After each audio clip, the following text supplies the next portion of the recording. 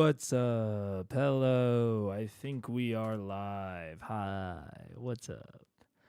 Okay. All right. Age of Umbra's over. Hello. My name is Mega. I talk about Critical Role, TTRPGs in general, and this is discussing the last episode of Age of Umbra. And this is probably going to be, if I had to guess, the most casual of all of my streams about this. What's up, Delphi? I'm big. Hello.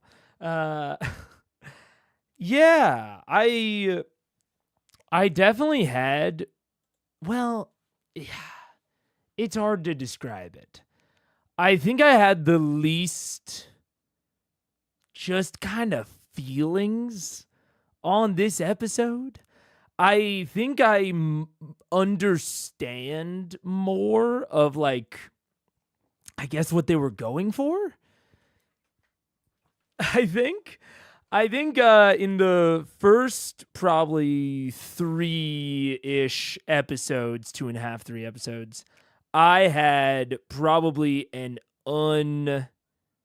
inaccurate expectation of what the series was going to be in general, which, you know, there's some of that is on me not having seen a wide diversity of CR content. I think some of that is a bit on the series for kind of presenting itself a little bit differently than it actually ended up being. But either way, I think I developed a very different expectation. And then across like the middle 3-ish episodes, it kind of took a little bit of a genre turn. At least that's how it seemed. And then the last 2 or 3 episodes, kind of 7 and 8 especially, I think definitely, how do I say it? I think it fulfilled what I think was kind of set up in the middle 3 episodes. But there was just a lot of tonal and stylistic kind of, I don't know, confusion there for me.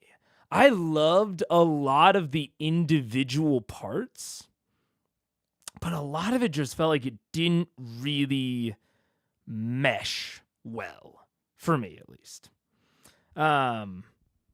What's up, Daniel? We finally understand what they are trying to show us in the last of 8 episodes. Yeah.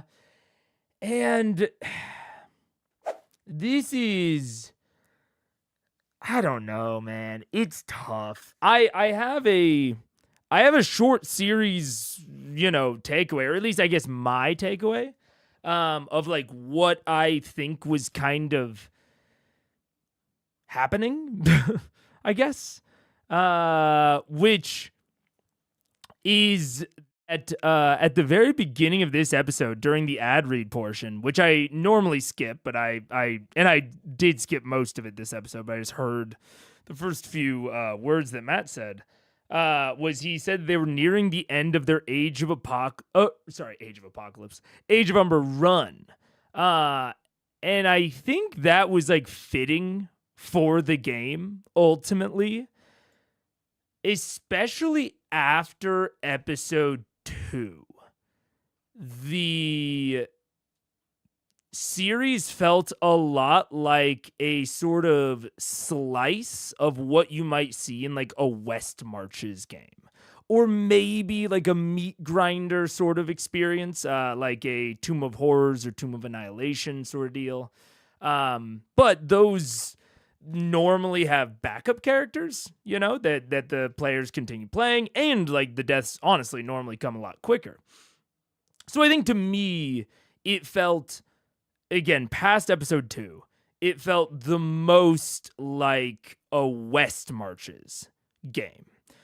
And I said the point is more for the players to explore the world rather than to necessarily like tell a story about individual characters or individual sort of events. And at the very end, when they're kind of doing the thank yous portion, Matt sort of reinforced my interpretation there by referring to this series as a part of the history of the frame of the Age of Umbra. And I think in a lot of ways it did work. Like in a lot of ways, if I kind of look at this like a West Marches campaign, there's a lot here that I think is really resonant with that. Like the broad idea of West Marches, if you don't know, it's sort of this, I would say maybe like radical campaign concept where you still have one DM, at least normally, but instead of the normal, 2 to I guess 8-ish players that you might have in a regular campaign, instead you have dozens of players, and people play with whoever they kind of want. Like you kind of mix and match party members throughout, and you don't necessarily have like a consistent group that you're playing with. You probably have a consistent DM. At least I think most West Marches game are still or single DMs. But the players that are playing together kind of change, and just whenever people have time. And so then the party dynamics change. You have different parties, different party dynamics, different character dynamics between each other. And so you typically don't have these like party quest lines. It's more just that there are events happening within the world, and the world might have like an arc to it, but individual parties don't. And even individual characters, when it comes to like story and arcs and progression, it's normally kind of centered around character traits and how those things are influenced by the world around them. It's hard to have a really consistent like arc, so to speak, because everything around you is so inconsistent. Now, this isn't a direct one-to-one with Age of Umbra, because obviously Age of Umbra didn't have kind of this revolving door of players. Now, it did have inconsistency within the players. The people that were at the table changed multiple episodes in a row. Who's playing, who's not playing. Now, that was because some people joined later. That's because some people died. But overall, it did have this inconsistency within the party dynamics that I think is very West Marches resemblant. But I think the my sort of, I don't know. I think my West Marches games are hard to run in general, but I think they are there. And sorry, one other thing I want to say relating the two to each other. West Marches also almost exclusively has this idea of a singular or very, very few safe havens, and then the rest of the world is kind of just like a hostile wilderness. The classic example of it that kind of started the genre was, I think there was like one like frontier town or city, and then there was just a bunch of wilderness. The West Marches. Now you can also, if you've played like Sunless Seas, very much like that, so you kind of have this like this looping expedition structure, or even Sunless Skies has multiple safe havens. It has multiple kind of hubs that then the players can kind of loop in and out of. And this had that with the Sacred Pyres and the Broad Wilderness. So I think like the more that I watched it, and even like hearing Matt talk about it a little bit towards the end makes me feel West Marches from it. But one of the driving sort of factors of a West Marches game is the world and investment within the world. Like the reason that the players care typically is because they are like uncovering secrets and progressing events within the world. And one of the big selling points, I think, of West Marches games, besides the benefit to scheduling, is that events sort of happen while you're not there. You know, while other players are playing, the world might change, and that's kind of cool. That's a bit dynamic. But we obviously didn't have that with Age of Umbra because it's not actually a West Marches game.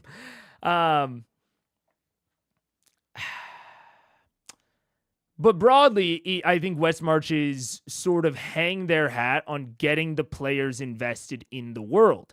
And to Matt and Age of Umbra's credit, I do think that the collaborative world building at the start, them building Desperlock and then having Desperlock be the thing that's kind of threatened, did sort of speed run that investment a little bit. And so I could see this entire story and game being much more enjoyable to the players than it might have been to watch from the outside, because they had that kind of speed run in investment, whereas we didn't. So like I couldn't really get that invested within the characters or their dynamics. Like I even have this like Snicks and Bricks chapter where when Snicks is kind of saying goodbye to Brixton, and or not goodbye, but as they're walking into the tomb, he basically says that he's been like lying about these letters that he sent. He doesn't think that her, I think, sister, family member, whatever, actually ever made it to Okros. And that was, it was a nice moment, but I just kind of didn't care too much. Like, I think, honestly, Snicks and Brixton are maybe the two characters I cared about the most. But I still found myself hard-pressed to, like, care about this big moment. Because the party dynamics were fluctuating so much that I found it hard to get invested in any particular relationship, and they didn't have a lot of time to change as characters. Because even in a West Marches format, if there is going to be any character focus, it's normally very like internal. You know, it would be like Snicks overcoming cowardice, which, I mean, like we debatably saw, but not in a way that like made me actually feel like it was like an arc, because they just didn't have a lot of time. Like I don't blame them for not having, you know, personal character arcs for 7 characters in as many episodes, you know? I don't blame them for that, but there was a lot of tones of that. Like this moment between Snicks and Brixton, to me, implied a lot more than we ever actually saw, which just, to me, felt very shallow. And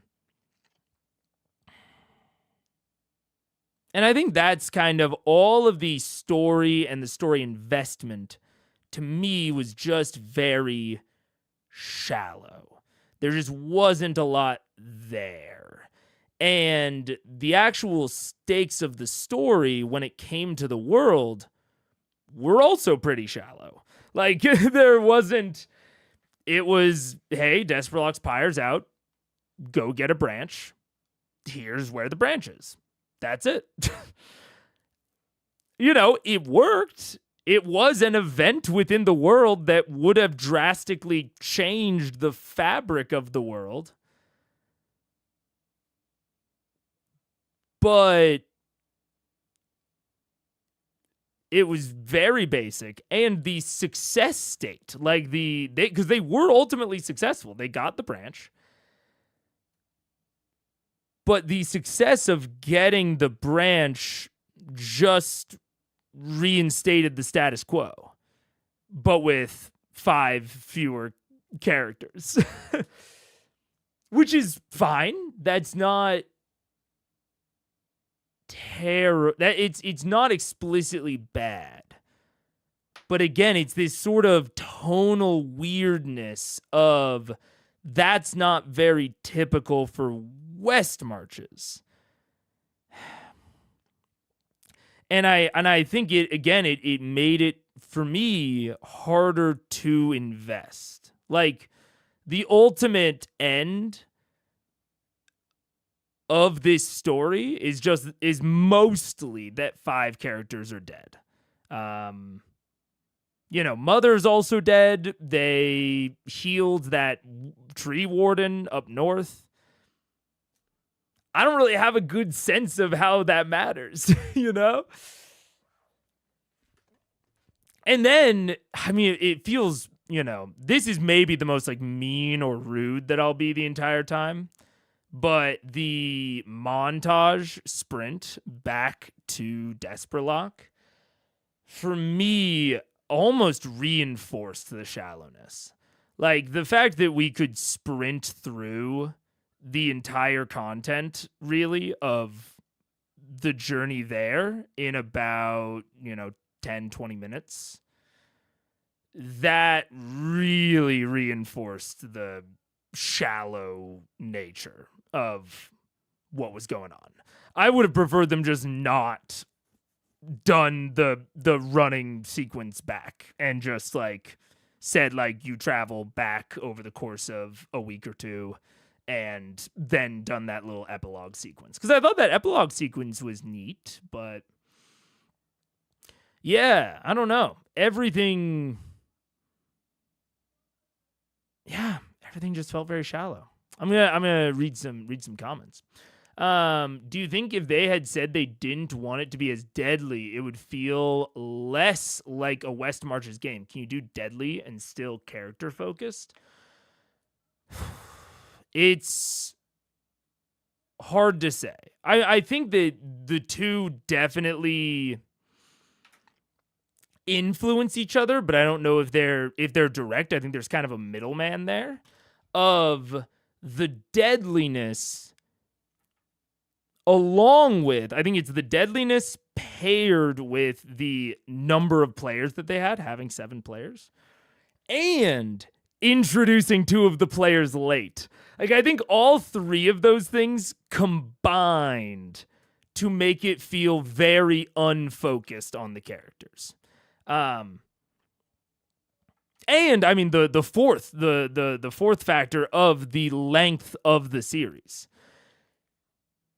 I think that also because like you can also have deadly but allow players to bring in other characters. That's more of what I would call like a meat grinder, if that makes sense. And I think even in meat grinder games, you can have focus on characters. It's harder, I think, but it's certainly possible. But I think it's a huge confluence of the factors. It's some of the characters coming in late, some of them leaving early in the deadliness, the length of the series.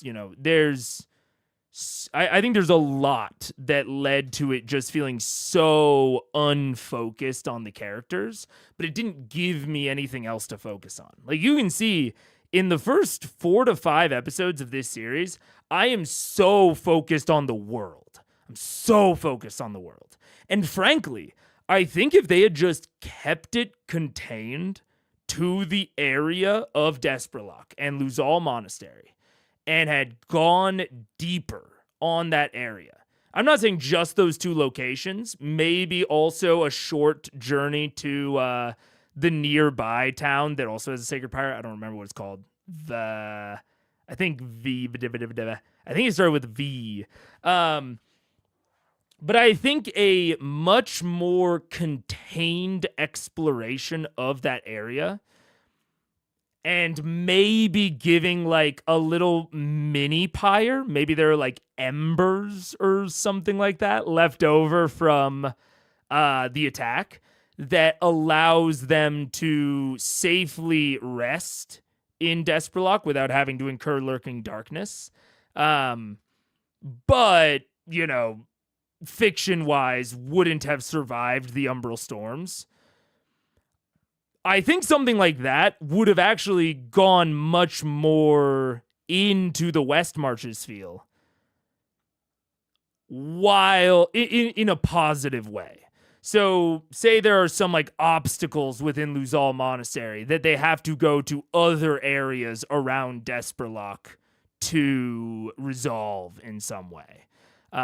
Like, this is a totally off the head example, but say that they think the Sacred Branch is locked behind these big locked doors or in this vault or something within the monastery, and so they need a key, and through some sort of clue, they figure out that the key was probably in an office that got sheared off that cliff. Remember how in Luzal there was like the big area of the monastery that had clearly fallen off the cliff and into the jungle?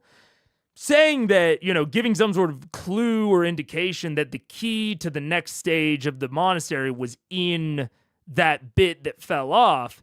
Okay, now we go back to Desperlock, take a rest, and then we go out into the jungle, into this new biome to get that key to make our next step of progress. I think that sort of thing, and also keeping it contained to a smaller area, would allow you to show the effects and the ripples of the world a little bit more. So I honestly just think focusing on the world a little bit more. This is not even in terms of like, you know, I've talked about my focus on environment, Matt's focus on character, whatever.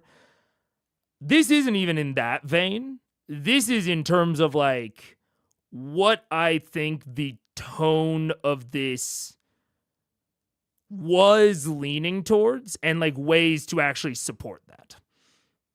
And that's where I think that focusing on just the area much, much closer to Desperlock, and maybe like actually allowing us to go back and forth between Desperlock and new areas, that could have allowed us as the audience to feel more and more for Desperlock. You know, imagine that we meet a new NPC once a session, or we get to talk to more of the scholars or the wardens or the gate guardian, not the gate guardians, the whoever Ghost Hook led. I can't remember the name of the faction. The like guard people. You know, we meet them, we drink with them, we learn about them. You know, we can still do this through Matt's really strong character focus. But that could have allowed us as the audience to invest more heavily within Desperlock. And start to make the entire quest to save Desperlock, this place that we're getting more and more exposure to, a lot easier to buy in to for us as the audience. Would that have been wholly necessary for the players? I don't know. I tend to believe it would have been a positive, but I can't be certain. Yeah. The speedrun of investment is why I always try to do player world building. I think like that is one of the things that I'm really taking away from this, is that I do think that was a huge benefit for the players experiencing this story that we did not have as audience members. I definitely think that was a huge difference. Yeah. The confession felt out of the blue, Snicks and Bricks, yeah. Motivated because it's the last episode rather than anything organic in the story. I agree, John. And that's the big thing of all this is, you know, when I talk about it feeling shallow, that's a lot of the basis for that is like anything that did happen just felt a little out of place to me. I don't know. Hot take. Matt is substantially less skilled at short series in general. It just doesn't mesh well with his exact skill set. Hey, brother, me neither. Or me too, I guess. And that's, one of the things that I was watching this, and one of the things I was thinking about for this was, what can I learn for myself? And this definitely like reinforced some things for me of like, I think the short series and a lot of these other things all led to this lack of character focus. It's harder to tell like the story of Grog relying on his friends over his own personal raw strength. It's hard to tell that in 8 episodes. Just really difficult. Because character development kind of, I don't want to say inherently, but it's difficult to do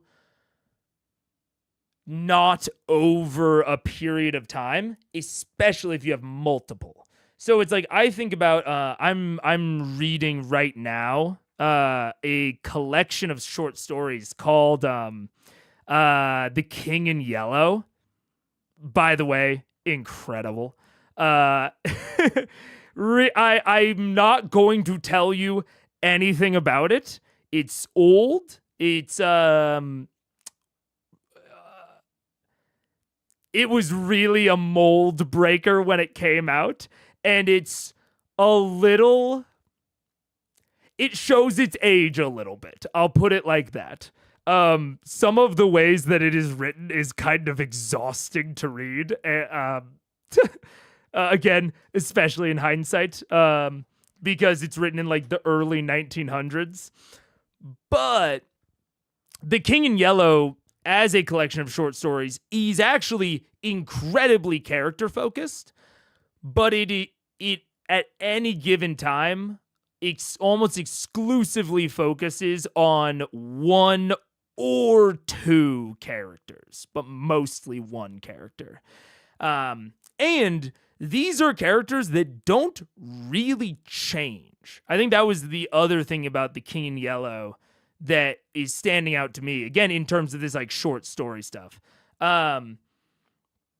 is that the characters aren't changing a lot, but you get this implication of past change.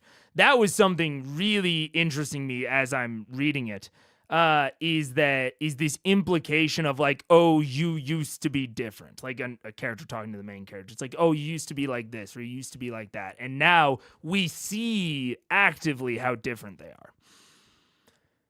So even in this focus on character, you still don't actually get to see them change. They just already are changed, and we as the audience through the world find out about that change and start to understand that change. So even in that vein, I think short series, it's really tough to actually have what we might think of as a traditional character arc. It seems very, not impossible by any means, but exceedingly difficult. That's definitely part of what I'm taking away from it. Isn't True Detective from HBO sort of inspired by it? Are The King in Yellow? I don't know. I'm not sure. I haven't seen True Detective, so maybe. I know it was very inspirational for a ton of writers. I believe either Lovecraft or Poe were inspired by The King in Yellow. Some big name that you would recognize was inspired by The King in Yellow. But, yeah.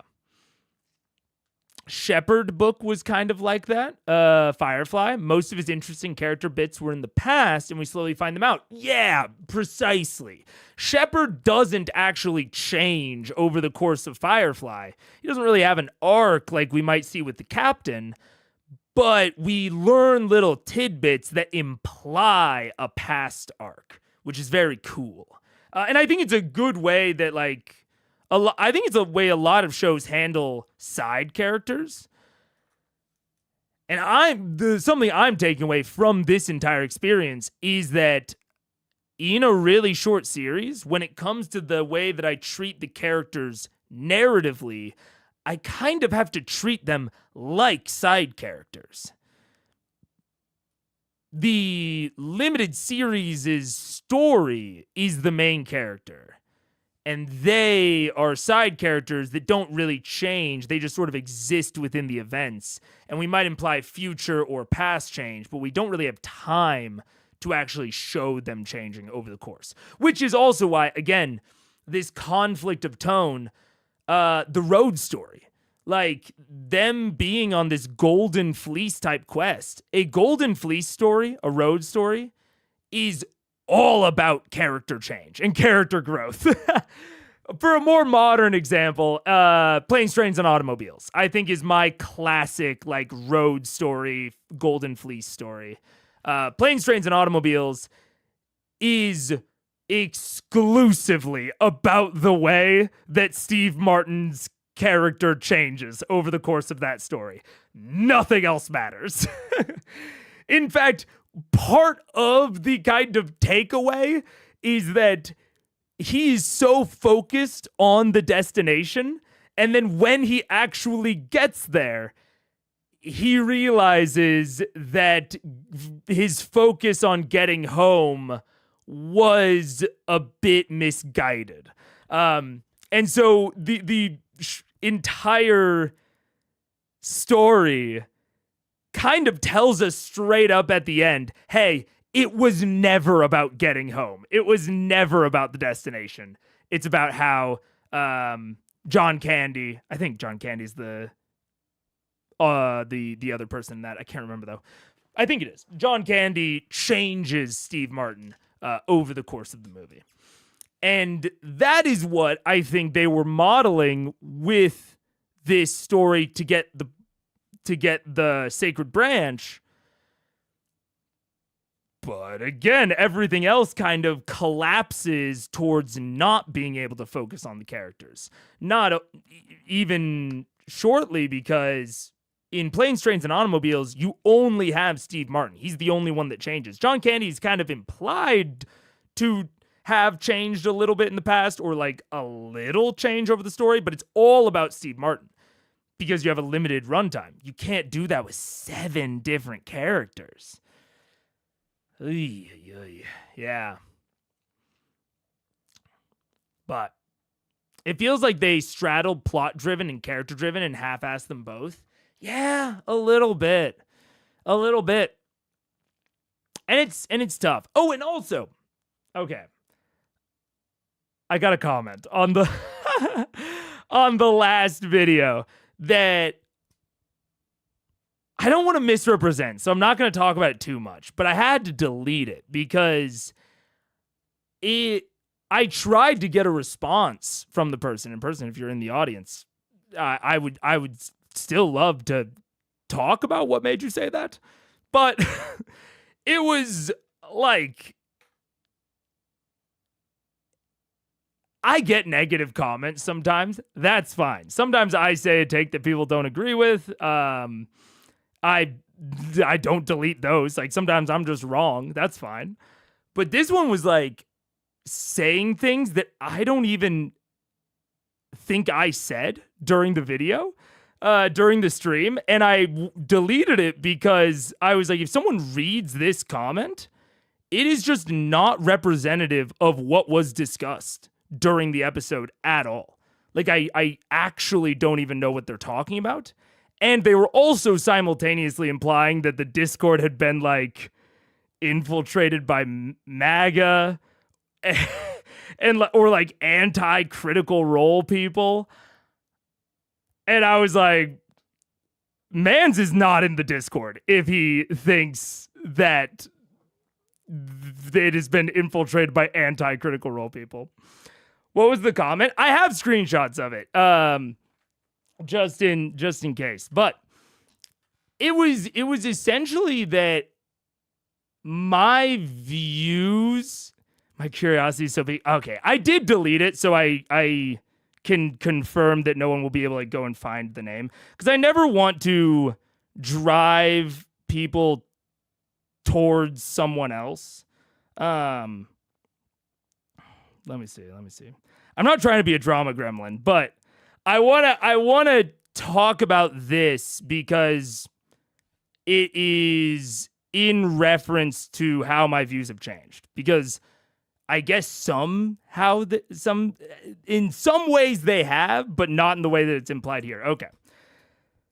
Holy shit, Mega, have you been infiltrated by MAGA or crazy purity controlling lefties or anti-critical role people in your Discord? Never heard you spout so much conspiracy bullshit before. They obviously filmed at least 2 episodes per day. Get Beacon free 7-day free trial if you can't afford the $5 a month.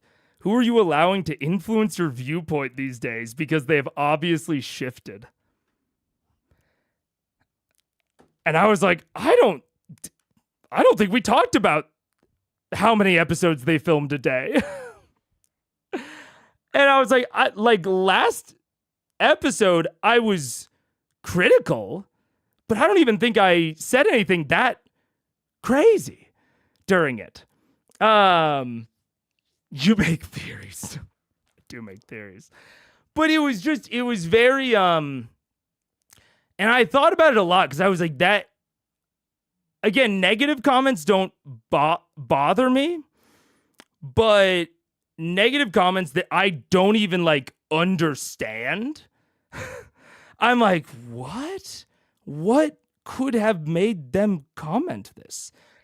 And I don't want to harp on it for too long, but it was, I wanted to call it out specifically because my views on Age of Umbra, I guess, did shift across the course of me watching it. But that was because I watched more episodes and my opinion updated as I watched more episodes. And the only thing I could sort of think was that maybe it was around, like, you know, we were talking about the filming schedule and possibly like when they filmed in conjunction with when Daggerheart 1.0 released. That's what I could imply, but also, like, I don't want to be too specific, but I know that they weren't like a first-time watcher. I'll put it that way. I know that it was a person that has watched quite a lot of my content. And so, how dare you change your opinion on something you're currently watching? Well, and that is what I wanted with to sort of highlight, because I agree with John's comment here of straddling the plot-driven and the character-driven and half-assing them both. Is like, my opinion changed over the course of Age of Umbra because I think that they set up expectations and patterns that then weren't followed through on at all. And so a lot of my opinion was driven by the fact that, like, I was so interested in the first, like, third, and then the kind of later 2/3 introduced neat things, but things that were totally kind of separate tonally and plot-wise. And so I didn't get any sort of follow-through or fulfillment of everything that happened in the first 2 episodes. And that was kind of my impression of the entire series.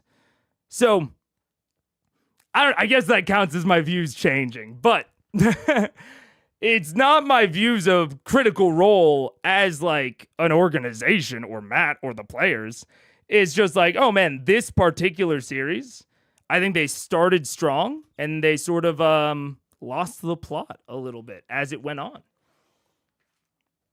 So yeah, I don't know. It was funny. If you want to disagree with me or leave a negative comment, feel free. But just make sure it makes sense, because otherwise I might just have to delete it. I don't know. Most of the Discord keeps our opinion on CR to the spoilers channel. Yeah, I don't even get a lot of the discussion of Critical Role from the Discord. Yeah.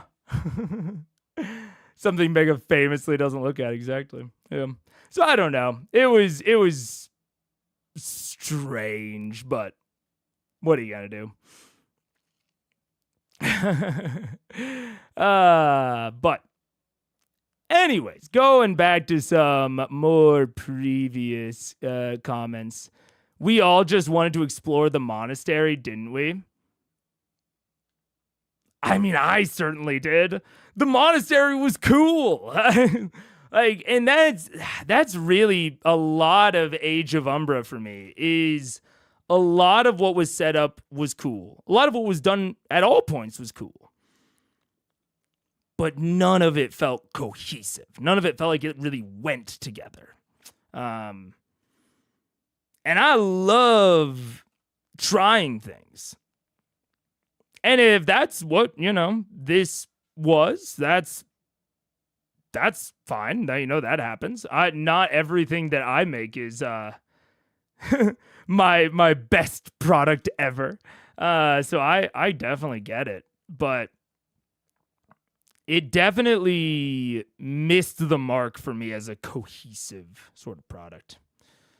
If they had made the party an already established found family, I think the losses might have hit harder. A bit. I mean, I think that the losses, like Screeve and Adelia, like Screeve losing Adelia, that loss did kind of hit for me, because there was kind of this prior implication of their relationship, and they were very, very close. But even then, it's like it only kind of hit for me. You know what I'm saying? So, I don't know.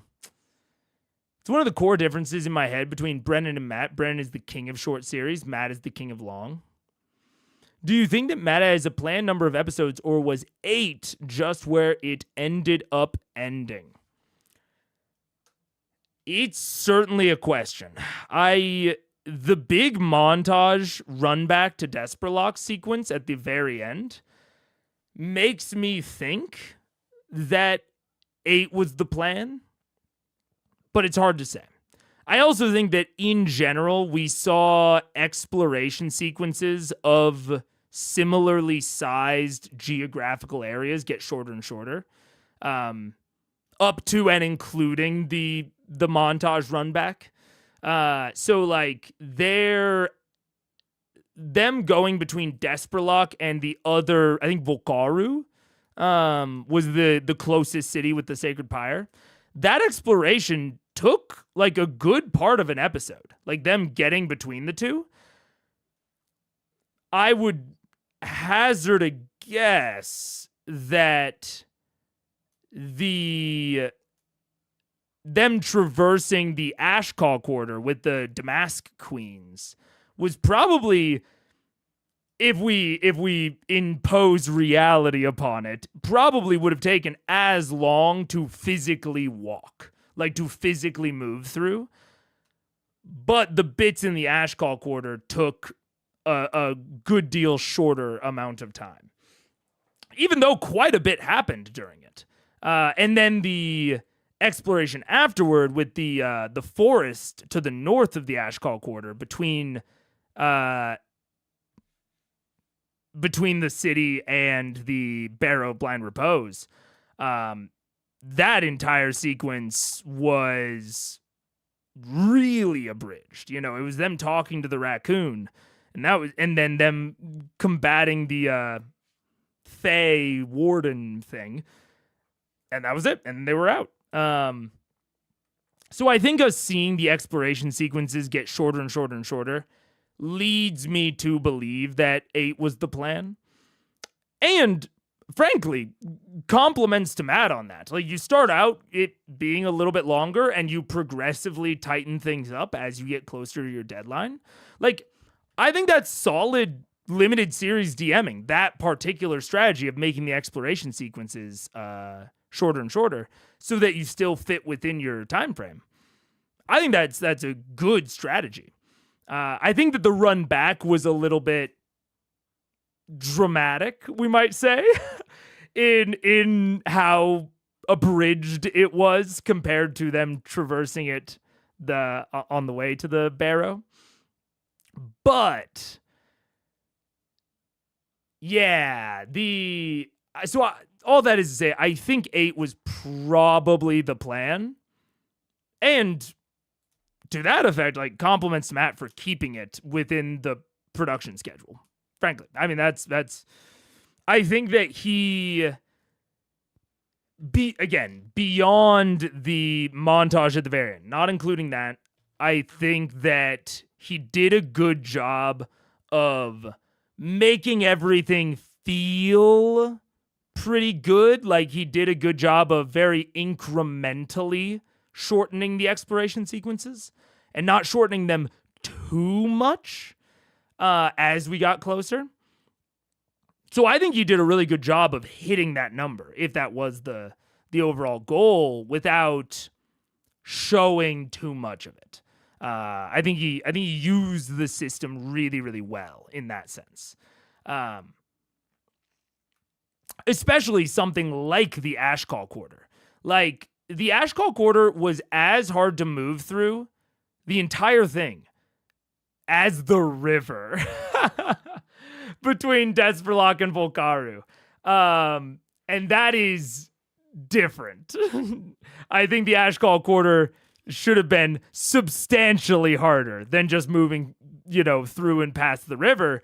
But using the mechanics and the environmental stat blocks and all of that, I think Matt hid that really, really well. I think he did a really good job there at keeping the pace up. So from a purely like managing the pace perspective, I think Matt did a broadly good job. Like, if we're just talking about using Daggerheart, managing the pace, getting players where they need to be in a reasonable amount of real world time, I think Matt did a really great job at that. I just think that, like, the fundamental, like, construction of the plan had a lot of conflicting tones. But the actual in the moment running, besides the one really big exception with, the off turn moving the minion in episode, I think it was 6, in the mother fight. With that big exception, I think I was broadly very impressed and really liked how Matt ran Daggerheart and how he used it to enact the story. I think that the planned story was unfortunately a little more of my problem.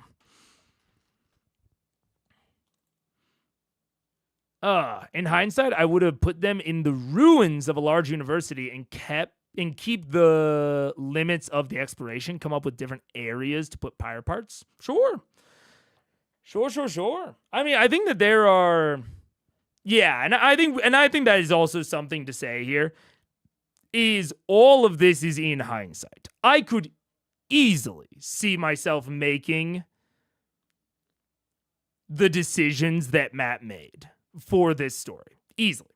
So, especially given that, self-described not great at short series.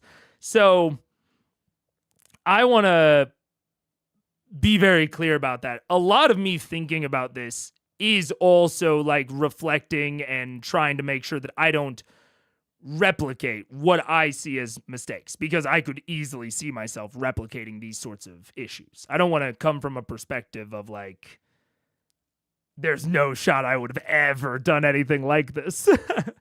I think I have a few different instincts that probably wouldn't have led me towards this exact thing, but there's still a lot here that I am learning from. So it is all in hindsight. I'm normally greatly affected by character deaths, but in this, I was just more disappointed that certain players were no longer present than by the deaths of their characters. Yeah. I'm sort of with you. Yeah. Yeah. 8 is a tough target number. Enough time to go way off the rails, not an endless amount of time to course correct. Yeah. And so that is, that is again, like, I think the thing that I was most impressed by throughout the entire series was the way that Matt used fear and the mechanics to progress the story in a way that felt very in his control. Like, I feel like there were some moments where things could have gone off the rails, and Matt kept a really good, like, hand on the leash, hand on the reins. I don't know what the analogy is or what the metaphor is. And I mean, I talked about it constantly throughout the series. I was already interested in fear as a mechanic. One of my biggest takeaways from the entire series is, oh my god, I think fear might be my favorite mechanic from any TTRPG, period. Because despite any other problems I had with the story, I didn't think that the pacing was necessarily the problem. And it felt like Matt kept the pace really nice and like really nicely progressing. Now, like Delphi said, if 8 was the actual planned number, then I feel a little weird, the opposite of Goldilocks. I do kind of agree with that. It's tough. Again, these are the sorts of, whether you want to call them mistakes or decisions or whatever.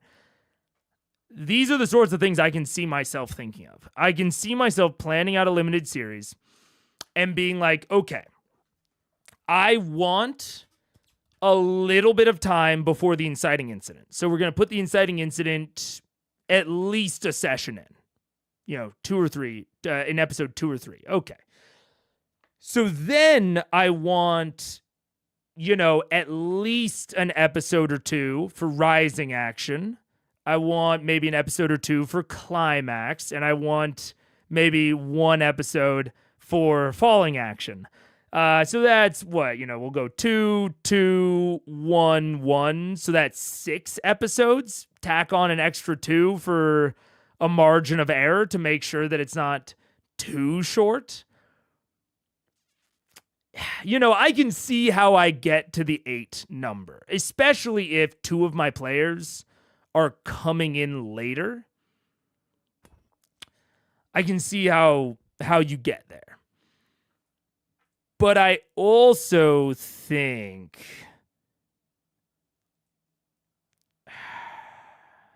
that there's an amount of waste, I think, within the particular way that this story was told.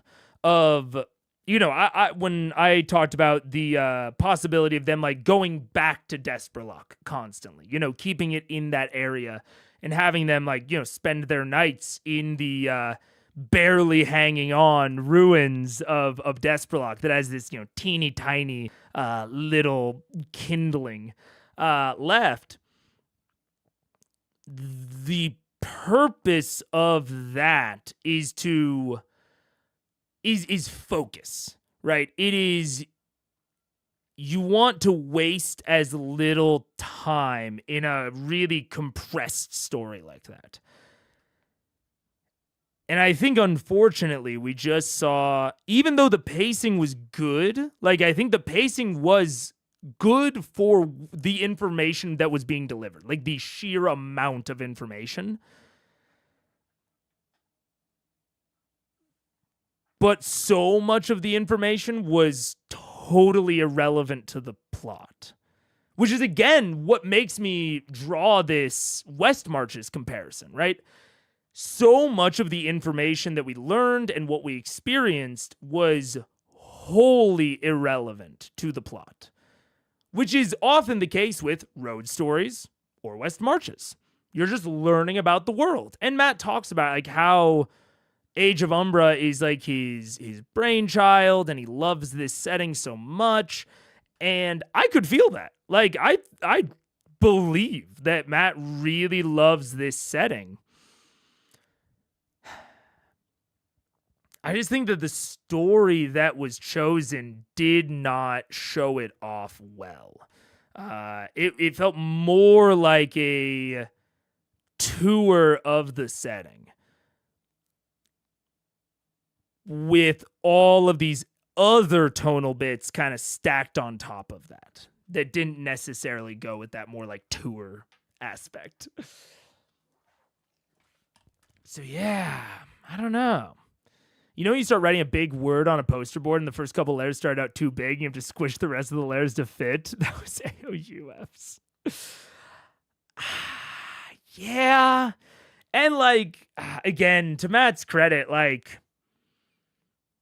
you know, if it's an 8-letter word, I think he identified that he needed to start making the letters smaller early on and did a good job of hiding that the letters were getting smaller.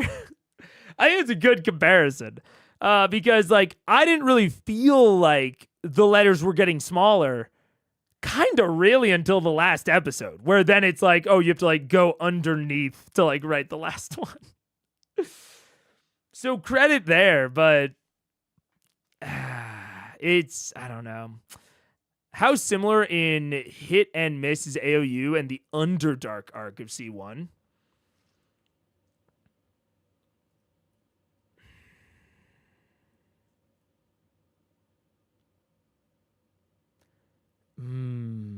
They're different.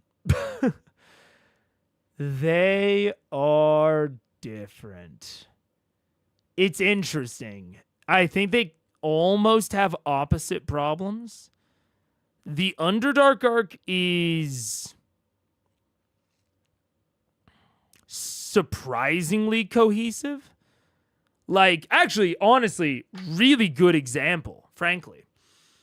The Dwagar that they meet in like one of the first caverns that have the intellect devourers with them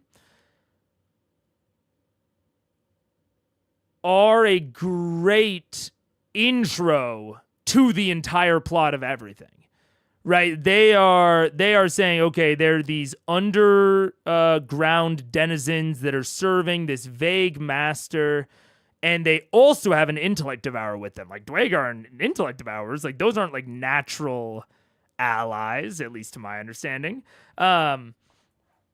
So I think that it like immediately introduces it.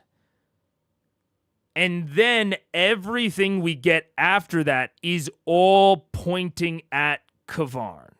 And it is all reinforcing Kavarn. We're not learning about a Myconid colony that has nothing to do with Kavarn, right? We're not spending an episode there, on our way to Kavarn. Emberhold has to do with Kavarn because it's where Kima is. The Dwagar camp is where we see our first intellect devourer. And then the actual island of Yugvaril, even the two kind of exterior islands to Yugvaril, have the elemental portal that is an implication of where Kavarn came from. He came from the Far Realm. He came through that portal. So I actually think, interestingly enough, the Underdark arc is incredibly focused for what it is. It has several other issues. And I think maybe one of the easiest to communicate is the fact that Kima forces Vox Machina's hand by making them go fight Kavarn, essentially, when they do not want to. So I think that the plot conceit of the Underdark arc is almost focused to a fault. Like, it is not going to let the characters do what they want to do It says, go to Kavarn. You're gonna do it. Even the shadow anime monster is giving us a sense of the type of amalgams that Kavarn is making. I mean, even in Craghammer, we get an idea of the type of amalgams that he's making, but it's also showing us that there's diversity in those amalgams. There's, I think there. Also, I'm not going to run ads because I think we're approaching the end of this. So for everything wrong with the Underdark arc, which I think there's quite a bit, but the plot is incredibly focused and it is reinforced constantly. That entire arc, you know what's going on. There's no there's no wasted time narrative wise. Even Clarota, incredibly focused on what's going on. Yeah. So it's weird. But on the other side of it, this isn't me saying that the Underdark is better, because every individual thing that happens, I like Age of Umbra more. I like the exploration in Age of Umbra more. I like the characters in Age of Umbra more. I like the environmental descriptions, the combats, the adversary design, the encounter design as a whole. The actual running of it is so much more skillful. It's like all of the micro details of Age of Umbra, I think, are vastly better and really display how much Matt has grown in skill as a game master. But the actual story of the Underdark arc, I think, is so much more focused and cohesive. Even though it's bad in a lot of ways, it is really just together, I can tell you exactly what the Underdark arc was about and how every moment of it harkens back to what it's about. I can't really do the same with Age of Umbra. Is it about the characters? Not really. Is it about Desperlock? Sure, but we don't learn anything about Desperlock's history. We don't learn anything about how it interacts with other settlements. We don't really learn anything about Desperlock. Period, beyond the first 2 episodes. Is it about the Sacred Branch and well, it's not really about the Sacred Branch. Maybe it's about the factional differences during the apostasy and very shortly afterwards. So the heretics versus the believers versus the ordinance, I think that's the closest thing that I can say this story was about. It is about the apostasy and how factions reacted to the apostasy. That's the best I can do. But so much of it is not about that at all. In fact, the main goal of the story, getting the branch to save Desperlock, it has nothing to do with the apostasy. Aaron opened up a random reliquary, got sick, and destroyed the pyre at Desperlock. That kind of has, it has to do with the apostasy in the way that the entire setting has to do with the apostasy, but nothing specific. So I think the story was much less focused during AOU, even if I enjoyed the individual pieces of it more. A portal to a different plane? Yeah. How about that moment when Sam knew he didn't need to roll and still rolled and then died? I think it was illustrative of what's going on here is like that was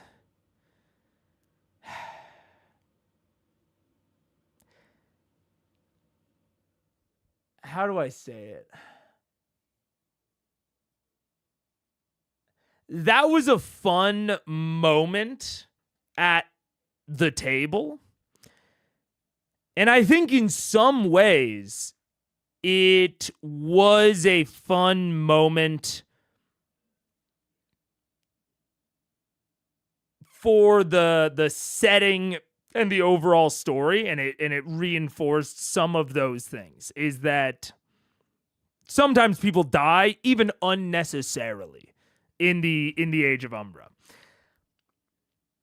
But it does, I think, really reinforce the lack of character focus. That not only like would Sam do that, but I didn't feel like it was a good or bad ending for Snyx. I didn't really have an opinion on if it was a good or bad ending for Snyx, because I knew very little of what Snyx actually wanted. You know, the closest I got with Snyx is that he's a coward and he's kind of trying to overcome his cowardice, and we got a little bit of that in the last episode. But his actual, like, sacrifice there, it's hard for me to say, like, that would, you know, that felt tonally resonant for Snyx, even if it was unnecessary.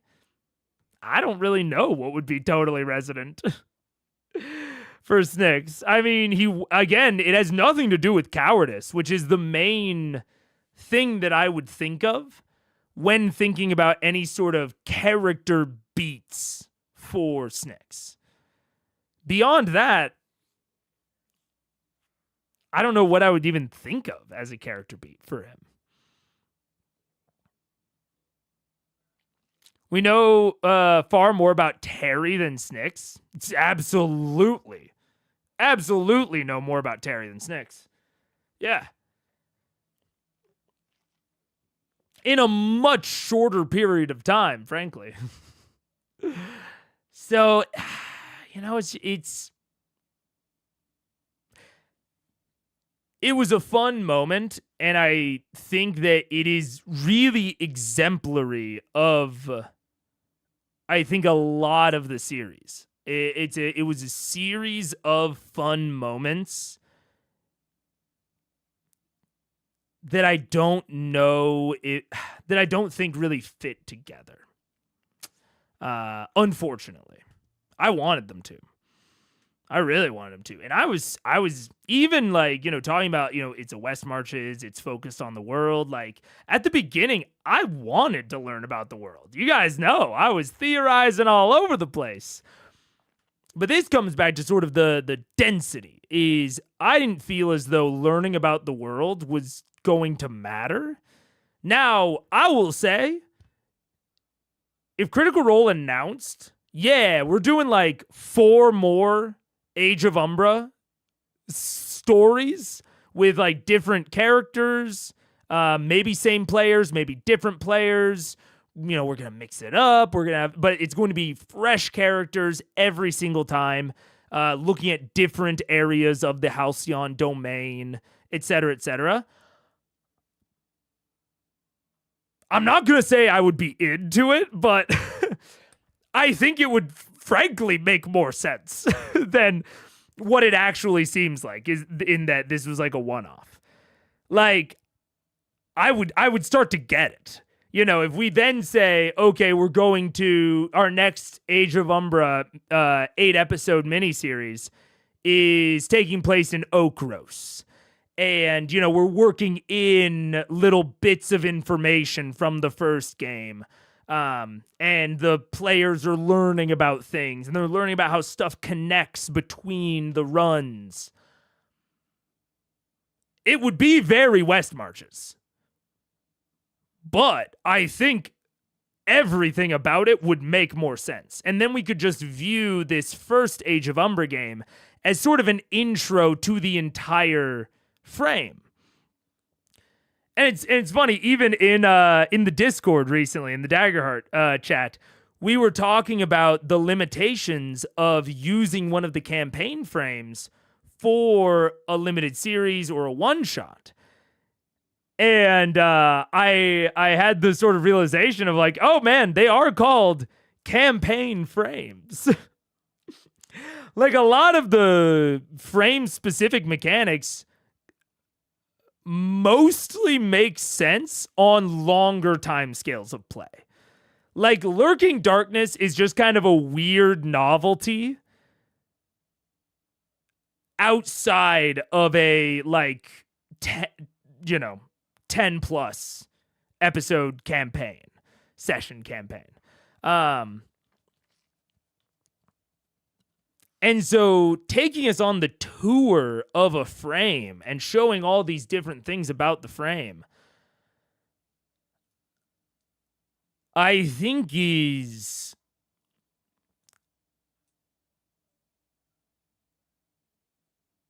interesting in some respects if you're going to have more stuff in that frame.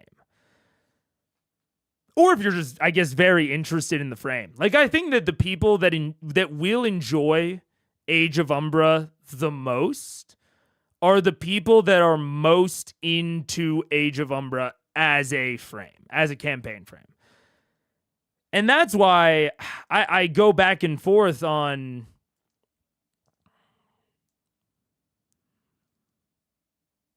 how much to critique Matt for it.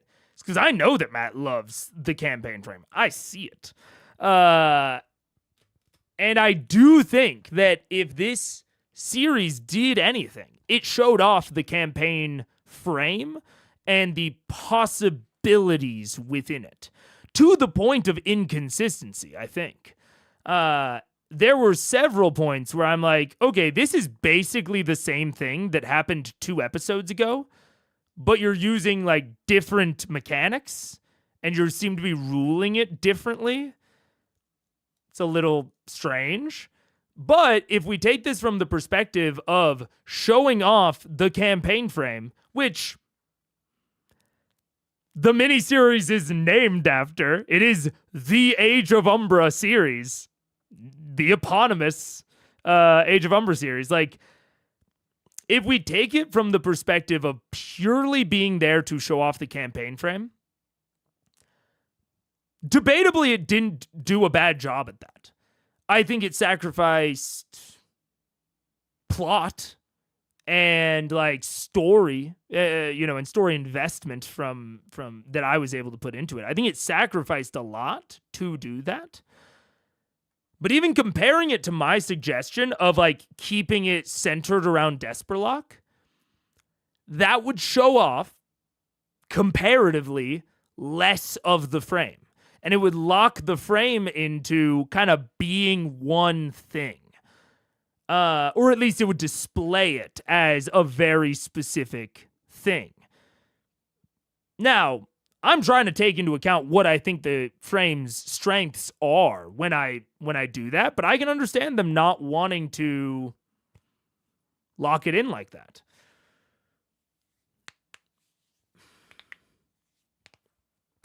So,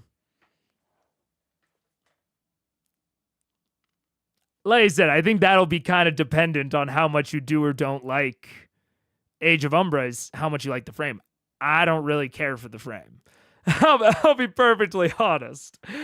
Like, the dark horror, body horror type stuff, it just doesn't do much for me. And if it does anything for me, it is in how individuals react within that horrific setting and nature. And we didn't get any of that. So, I think for me, this was not something I, enjoyed watching. At least towards the end, especially. But there's a certain perspective I can see in which this may have been very effective. But I think that especially from the perspective of like a production, I just don't know how much this particular like strategy makes sense to me. But maybe there's, it is the sort of thing that I would be really fascinated to talk candidly to Matt about, especially the nature of it being a production and how he balances that in his mind. Because as I've kind of said over the last few minutes, it's like the most generous view I can have is that one of the underlying purposes of this game, of this series, was to show off the campaign frame.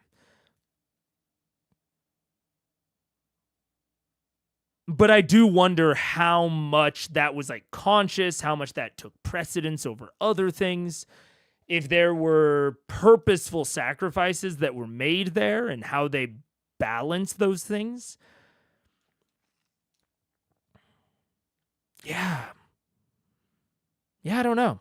Because I did feel like it had care. Despite, maybe what I might have been feeling in episode 6 and 7, where I was like, it feels like you're just plopping down stat blocks. I do feel like there was care, especially in like the fiction and the writing, outside of the mechanics. It just feels weirdly apportioned to me.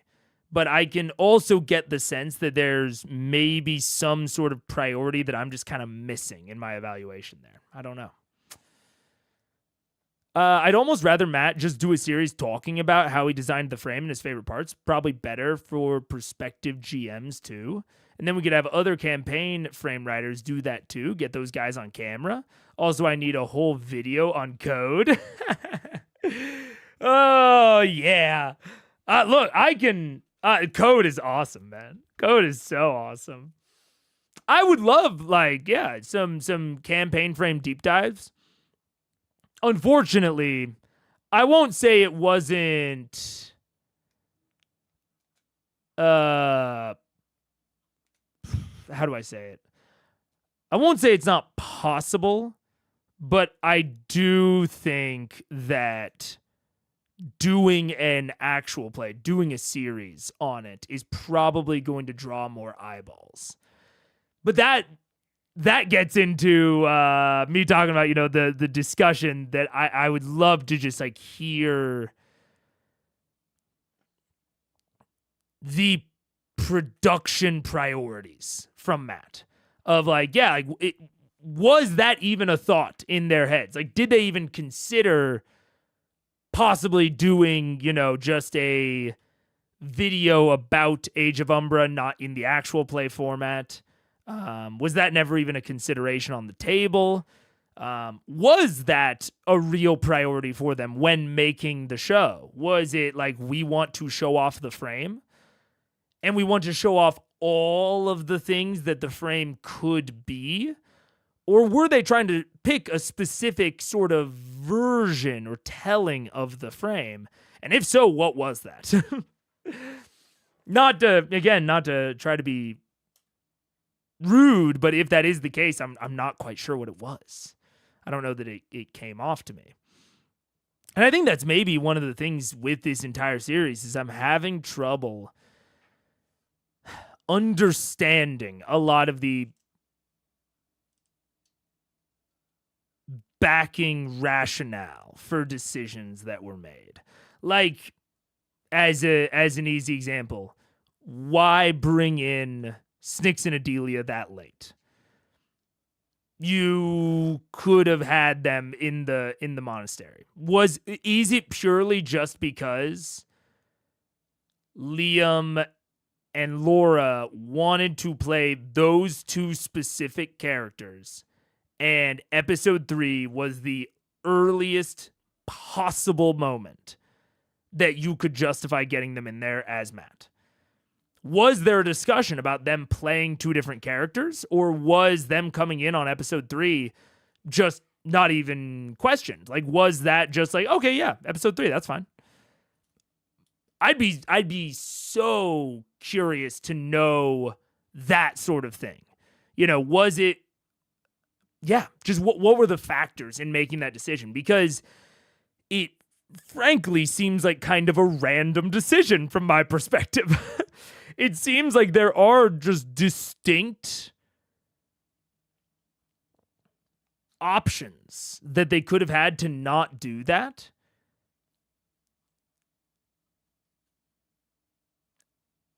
Did they just not see, or did they just not view it as having a lot of cons? Did they just not see a lot of downside to doing it? So they thought, why not? It just wasn't that big of a consideration for them. I don't know. So that is kind of rooted in a lot of my thinking about the entire series. It's like, man, was that a purposeful decision? Or was that something that was just like, they just didn't even think about? Because there's so many things about it that I'm just like, man. Like Luzal Monastery. A great example. Was it literally just that none of the players thought maybe we should look for a sacred branch in Luzal, but yet Travis brings it up in the 8th episode? Was that literally just the case?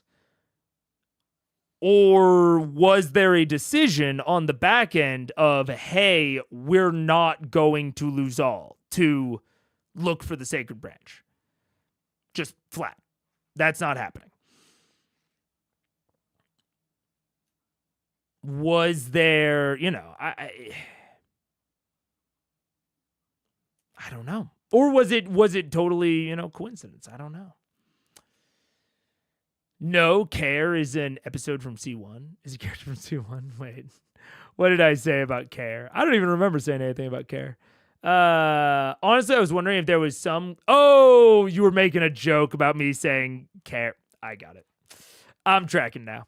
I was wondering if there was some kind of scheduling constraint for Liam and Laura, but it kind of doesn't seem like it. And it's... if that is the case, because there's also some amount of implication to me that there was some amount of scheduling constraint behind the scenes during the thank yous to everyone. Matt thanks like a resin mold injector company or people. And he mentions them having like a really quick turnaround and kind of makes like a little bit of like a self-effacing laugh of like, really quick turnaround. I really appreciate that. Blah, blah, blah. And it's like, was there a scheduling constraint for Age of Umbra? Did something happen? I mean, honestly, not to bring up the comment again, but that's, I think, maybe the most conspiratorial that I got was talking about possible scheduling constraints. Maybe it's because I brought up the fucking tariffs that maybe that's where they got the MAGA thing from. But if anything, that's anti-MAGA. I was referencing the tariffs as a bad thing and how they might have put creative constraints on Critical Role as an example of a type of scheduling constraint that could have existed. So again, I don't know where that came from. But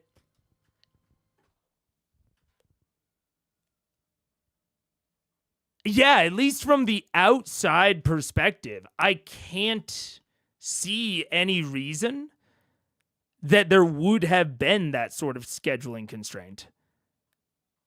And so if so, yeah, like why weren't they just in there from the beginning? In the first 2 episodes, we were theorizing that, they wanted to introduce them slowly. So they wanted to start with 5 and then go to 6 and then to 7. But they didn't do that. And they waited until 3 instead of 2. And I don't know. So that's and to honestly, to bring it back to the Underdark comparison,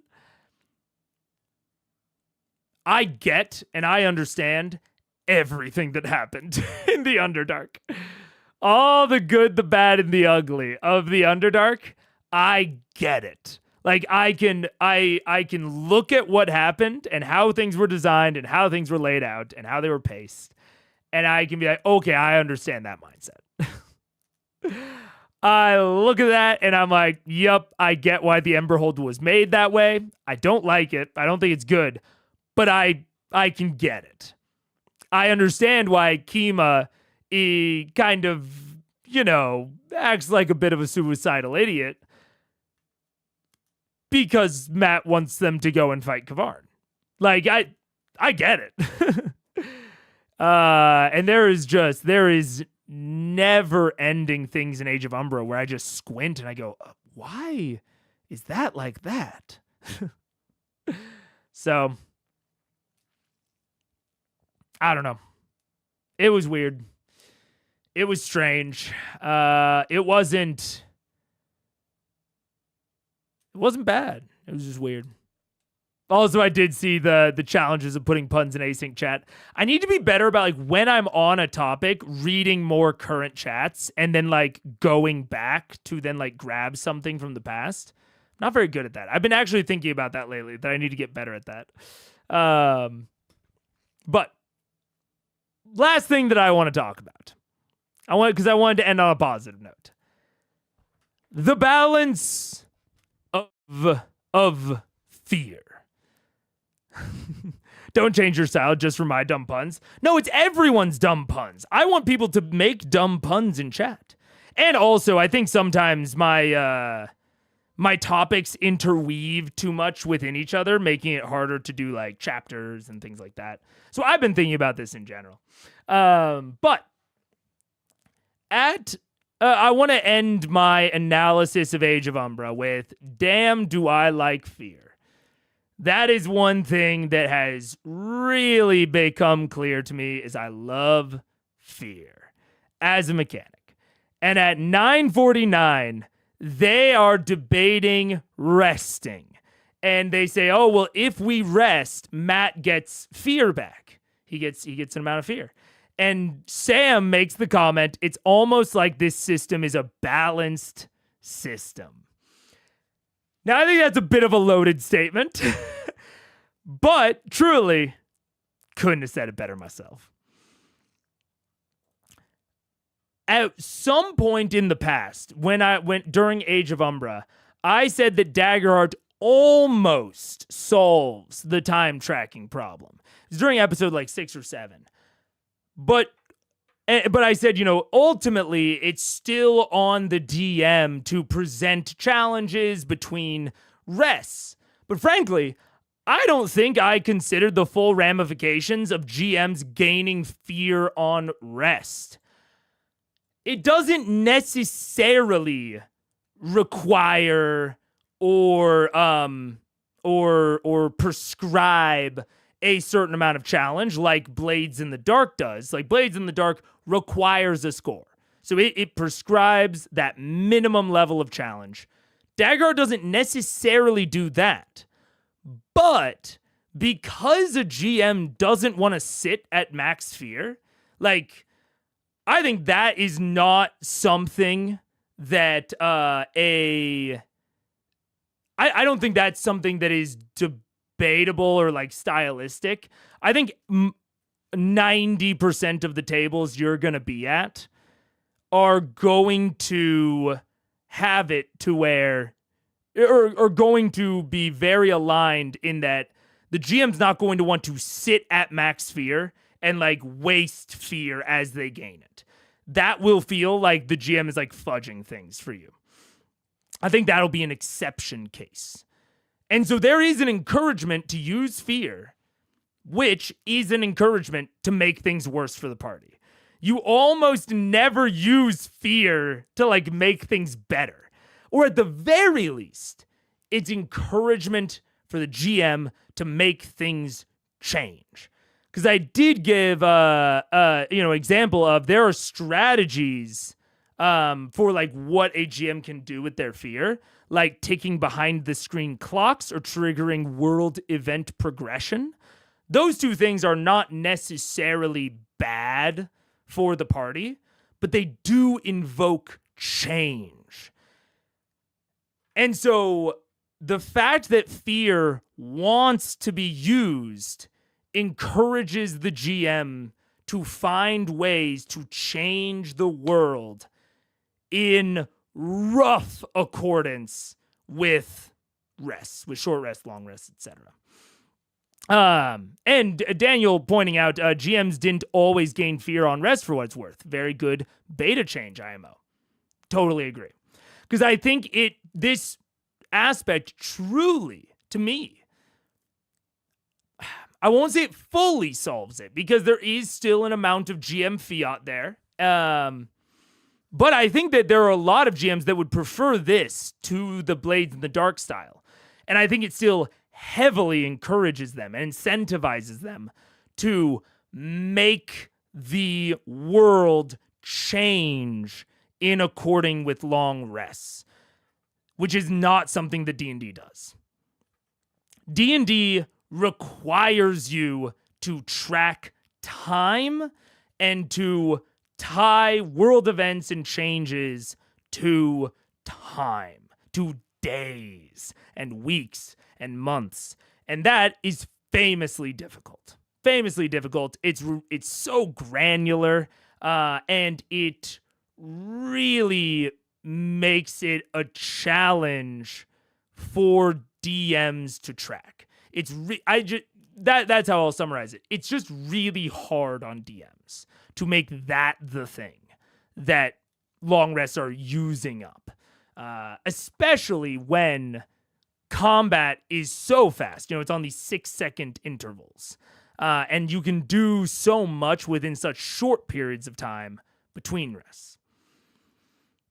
So I think turning that, time expenditure, quote unquote, that you're doing during long rests into fear and then using fear to tick world event clocks is an amazing abstraction, makes it way easier on the GM. And it allows for long rests and short rests to be however long you want them to be. However long fits for your fiction, long rests can be exactly that long because you're gaining fear no matter what. So you can still tick world events in accordance with fear. And if you want, there to be like longer time scales, and so you want fear to be an abstraction of like a larger amount of time, you can just make the clock smaller for world events and such. So I was very impressed. And I did say that I think DH will be harder to learn to GM at all levels, but the experience seems so satisfying if you do learn it. Because the thing about D&D is that it doesn't force you to learn that. It doesn't force you to understand that time passing needs to matter. And I do say needs to matter, because if it doesn't, then the balance of the system does go stale. Like, the balance of D&D is predicated on the fact that parties can't just take infinite long rests and that they need a certain amount of challenge between long rests. But it doesn't actually force you to do any of that. Blades in the Dark straight up forces you to reckon with it and to understand it and to deal with it. I think Daggerheart really cuts a nice line where it just gives you this fear, so you can either use it for like taking these world events, or you could just give them a lot of shit that takes up fear between rests. Either way, you're doing what the system wants you to do. Unlike D&D, which does not force you to do what the system wants you to do. If you spend out a bunch of fear between long rests, dope. You're keeping everything nice and even and balanced. If you don't spend out a lot of fear between rests, but you use the fear to tick world events in progress, awesome. You're abstracting time in a really solid way. It's gonna make you interact with that.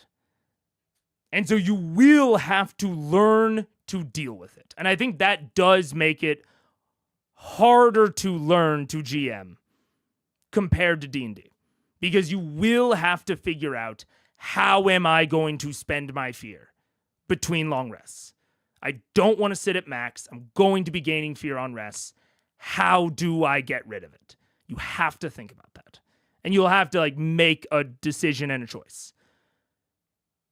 But once you figure that out, which I don't think is that hard to figure out. I think it's way easier than something like Blades.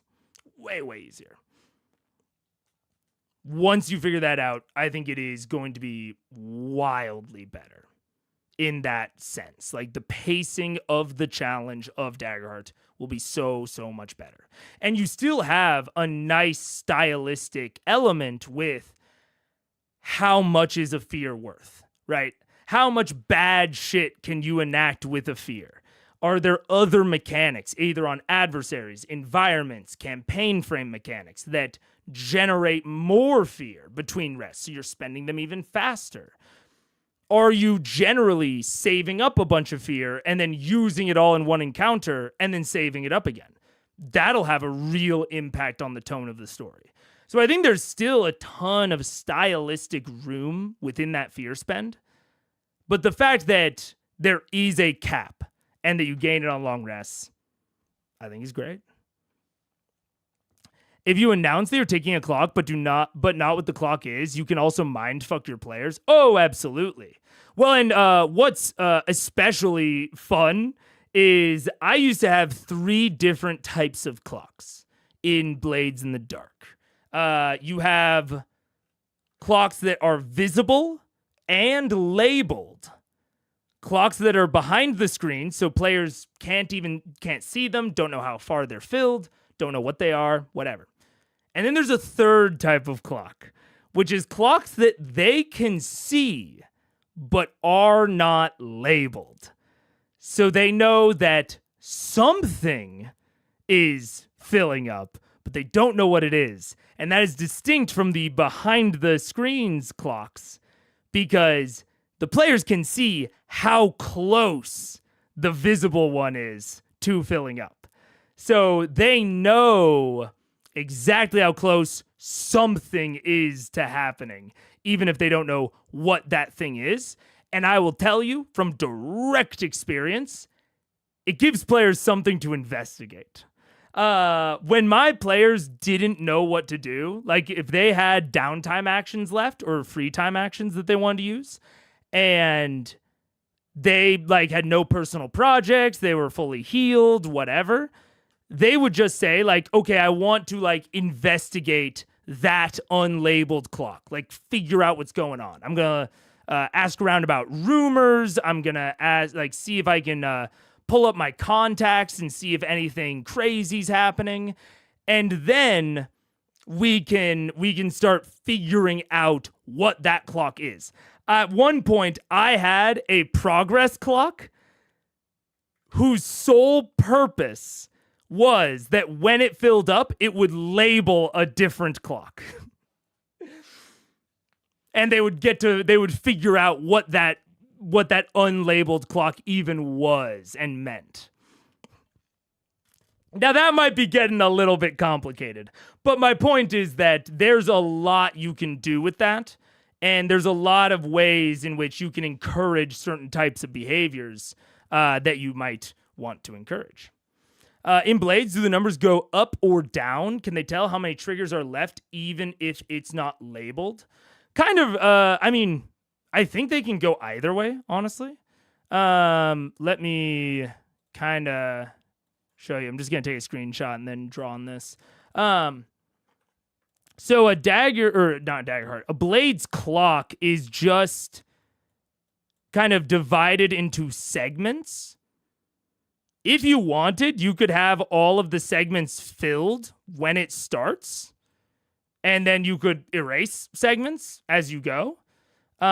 More typically, a clock starts out empty or with a certain amount of segments filled. Like if it's a dynamic clock where it can go up or down, then it might start with a certain amount of segments filled. So like this would be a 6 clock, and it might start with 2 segments filled.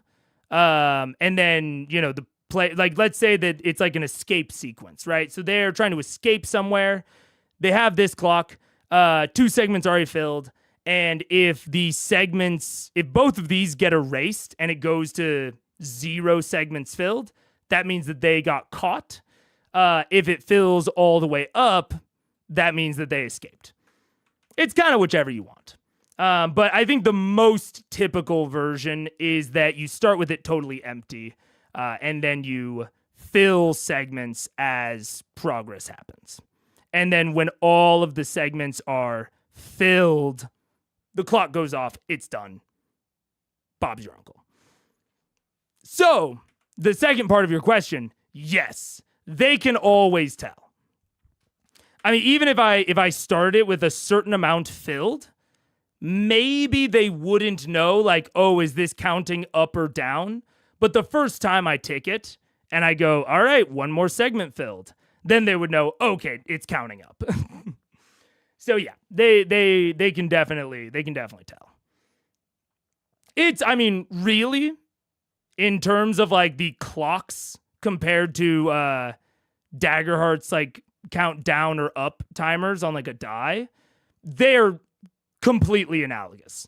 Like you can just picture this 6 clock in terms of how Blades uses them versus Daggerheart. This is directly analogous to a D6.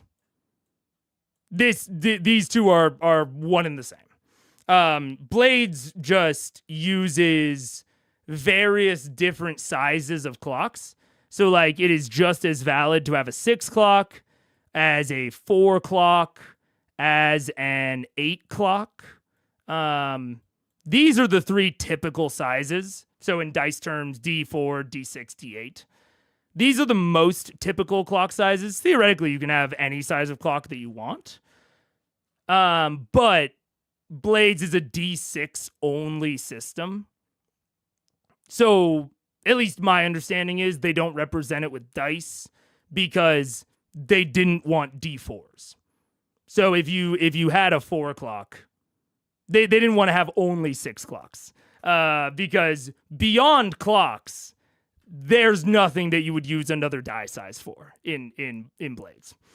But for the purposes of comparing it to Daggerheart, they are just analogous to whatever die size they would represent. So this is analogous to a D4. This is analogous to a D8. Same. I was imagining a die on a table since that's how I represent them. But yeah, the important part is that they can see how many slices. Exactly. Yeah, you can, they're totally interchangeable. And so, yeah, I will also say, generally, I will probably continue using the actual clock. I guess you might call it representation or syntax. Purely because they are easier to keep between sessions. I think that the dice make a lot of sense for maybe a clock that will expire by the end of the session or just won't be relevant in the next session. But if there are any clocks like the ones that we're talking about with like these global events that you're going to be ticking maybe once a session, maybe not even once a session, I will probably still be representing those with the actual clock format instead of dice. Just because it's easier to have. Like I used to have on Roll20. In fact, let me see if I can even if I can find this. I might still have it because I don't clean up my shit. But on Roll20, I used to have a page within the game. Oh, I have to it's the game is in cold storage. That's fine. I'll restore it. Why not? It doesn't matter. Let's see. Yeah, right here. All right, let me make sure that there's no there's nothing that would be relevant to like people's names or something. Get rid of that. Yeah. So you can absolutely see this. It's interesting. They have there's nothing that's hidden from them right now, which is kind of rare. But I think it's because towards the end of, right around when I canceled the campaign, they had just spent some time learning about a lot of these things. But this was like our main screen. So you can see that we have the map of Duskwall on the right. We have individual locations. So there are hunting grounds, their lair. Tangletown is a somewhat unique location that I created. The alleyway that a certain person of interest disappeared into. All of these things are custom labels on the map. And then we have relevant factions and their relationships to said factions. So they are +3 with the Lamp Blacks. And then we have clocks related to those factions next to said factions. And all in various states of being ticked.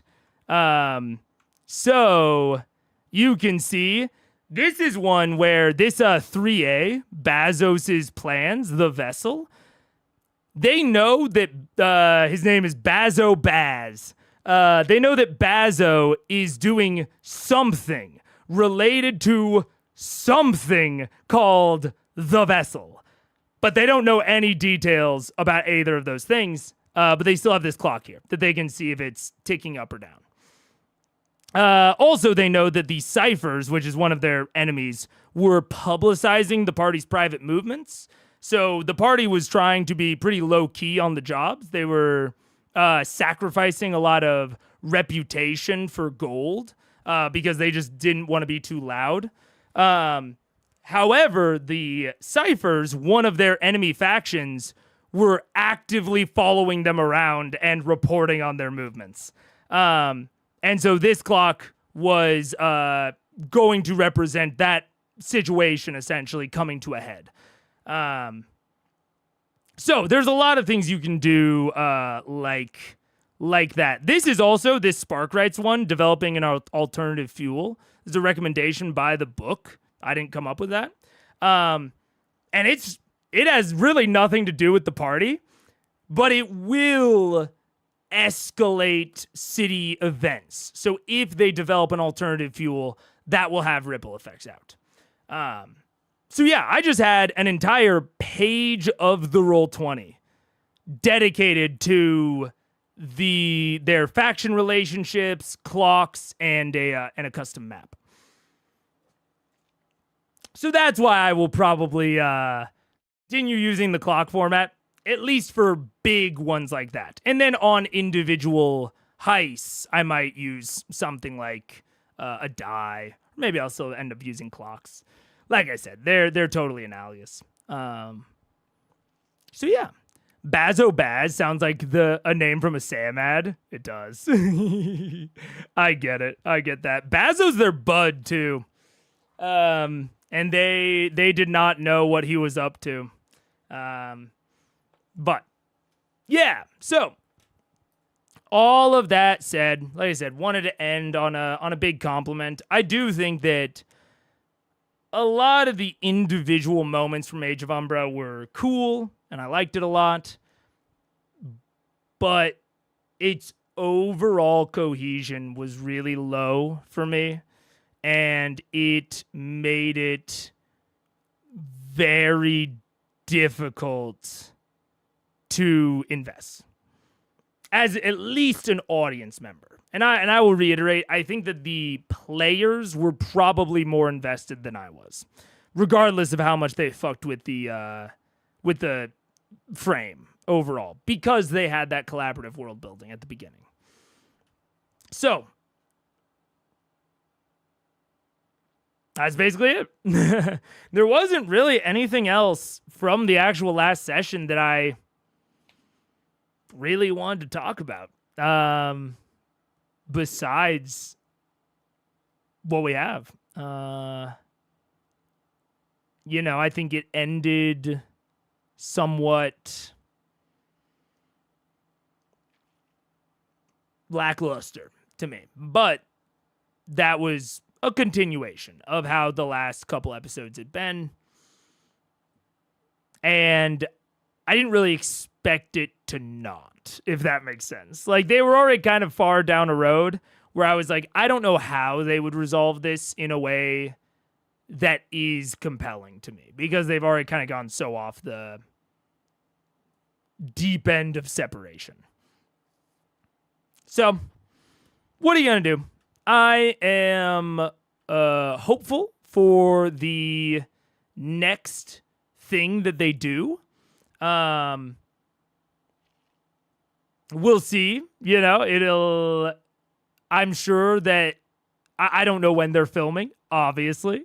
But I hope that they take any amount of feedback that was given from Age of Umbra. I don't know if I have the popular opinion or not. Maybe people love AOU. I have not been following any like critter news to know how much people do or don't like it. But I am one opinion. If I'm the minority opinion, they should probably listen to everyone else. So I hope they're able to work in some of the feedback, especially if they go straight into a longer form campaign. But we'll see. We'll see. Excited to see what they do next. We will. I do hope that the presumed drop in numbers doesn't stop them from doing more in Daggerheart. I really hope so too, because everything else about it being said, the fact that it was in Daggerheart was a huge bright spot to me. Huge. If this exact same like story and events had been in D&D, number one, I don't think it would have been possible, frankly, for the amount of exploration and combat sequences that they had. I don't think they could have done what they did in 8 episodes. But I hope they do more in Daggerheart. Honestly, my hope is that they either haven't filmed another short series yet, and they'll take the feedback from AOU into account, or that they have filmed another short series, but they filmed it like very different and made like a lot of different storytelling and maybe production decisions. It's just very, very different from AOU. And then they can kind of compare and contrast the feedback. That would be my hope. Or, like I said, they just haven't started filming and they're going to take the feedback from AOU into account for the campaign. That would be my hope. But we'll see. I'm looking forward to whatever they announce. I'm sure they'll announce something soon. And in the meantime, I will continue, at least for now.